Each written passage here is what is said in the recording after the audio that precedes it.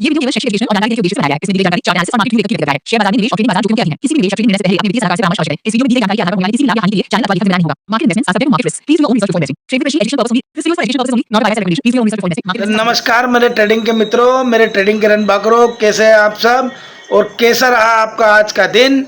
Sensex expiry में आज आपने पैसा कमाया या नहीं कमाया, मुझे कमेंट करके ज़रूर बताइएगा।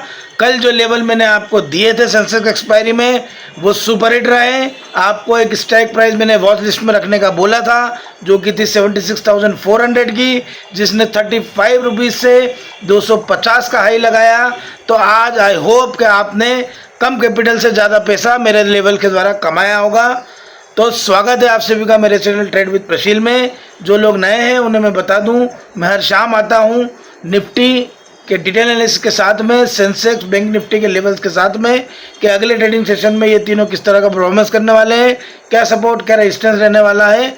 तो इस वीडियो के अंदर हम पूरी उसी बारे में बात करेंगे। अगर आप लाभ कमाना चाहते हैं, अगर आप ऑप्शन ट्रेडिंग में पैसा कमाना चाहते हैं तो इस वीडियो को स्किप ना करें, अंत तक देखें। तो क्या होने वाला है कल, इसके पहले बात करेंगे कि कल क्या लेवल आपको दिए थे। देखिए, कल काफ़ी घंटों की मेहनत के बाद मैंने आपको चारों लेवल बताए थे। बड़ा गैप डाउन, बड़ा गैप अप, छोटा गैप अप, छोटा गैप डाउन और फ्लैट खुलने पर किस तरह का बिहेवियर होगा। तो कहीं ना कहीं आज हमको गैप डाउन देखने को मिला और गैप डाउन के सभी लेवल जो मैंने आपको बताए थे उन्होंने काम किया। सेंसेक्स की स्ट्राइक प्राइस ने भी काम किया। तो अब बात करेंगे कि कल क्या होने वाला है। क्या निफ्टी कल तोड़ेगा अपना लास्ट सपोर्ट जो कि है 23,775 का।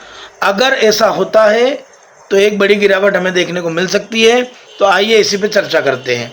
आज मैं आपको सभी प्रकार के लेवल नहीं बताऊंगा क्योंकि इस तरह का लेवल होने की संभावनाएं कम है। हो सकता है कि गैप डाउन हो या हो सकता है कि गैप अप हो, पर मैं जो लेवल आपको बता रहा हूं आप उसी के अनुसार ट्रेड कीजिए, आप निश्चित तौर पर पैसा कमाएंगे। देखिए, बात करते हैं निफ्टी की। तो निफ्टी अगर गैप डाउन खुलता है तो गैप डाउन का लेवल कुछ भी हो, चाहे वो बड़ा गैप अप हो, चाहे वो बड़ा गैप डाउन हो, चाहे वो छोटा गैप डाउन हो, निफ्टी अगर 23,775 के नीचे 15 मिनट की रेड कैंडल से सस्टेन हो जाता है और रिकवरी नहीं आती है तो निश्चित तौर पे पहला टारगेट हमारा जो होगा वो होगा 23,640 का।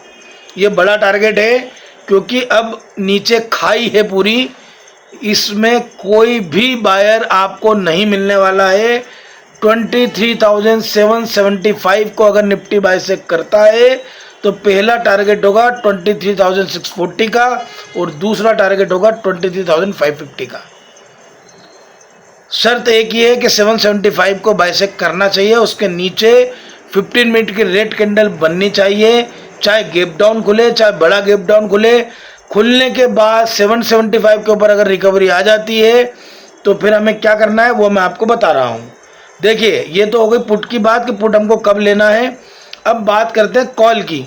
तो कॉल अगर आप लेना चाहते हैं तो 24,000 के ऊपर निफ्टी जब तक ना आए, जब तक कॉल में परफॉर्मेंस ना करें, कॉल तभी लें जब 24,000 बहुत अच्छे से निफ्टी तोड़ दे और 24,050 के ऊपर 15 मिनट की ग्रीन कैंडल बना दे। तब हमारा पहला टारगेट होगा 24,120 का और दूसरा टारगेट हमारा हो सकता है 24,180 का, जिसकी संभावनाएं कम है। पर जब तक निफ्टी 24,000 बाइसेक्ट नहीं करता है आप सेल ऑन राइस की पद्धति पे काम कर सकते हैं। अगर हिंदी में बात करूं तो बाजार जब ऊपर जाए तो आप सेल कर सकते हैं, नीचे पुट ले सकते हैं। तो सेल ऑन राइस के पद्धति पर काम करें जब तक मार्केट 24,000 को क्रॉस ना करे। और अगर नीचे गैप डाउन या बड़ा गैप डाउन हो जाए तो 775 की रिकवरी हो जानी चाहिए तत्काल। अगर नहीं होती है तो मैंने आपको बता दिया लेवल कि 775 के बाद सीधे 24,630 आएगा और दूसरा टारगेट 23,550 आएगा। अब बात करते हैं सेंसेक्स की। सेंसेक्स में भी सेम लेवल है। अगर 76,080 अगर नीचे की तरफ टूटता है, गैप डाउन होता है या बड़ा गैप डाउन होता है और टूटता है या फ्लैट खुलने के बाद भी टूटता है, तो पहला टारगेट होगा 75,500 का, दूसरा टारगेट होगा 75,300 का। ये हो गई पुट की बात। अब सेंसेक्स में कॉल कब लेना है? जब तक सेंसेक्स 76,500 को क्रॉस ना कर जाए तब तक हम सेंसेक्स में कॉल के बारे में नहीं सोचेंगे।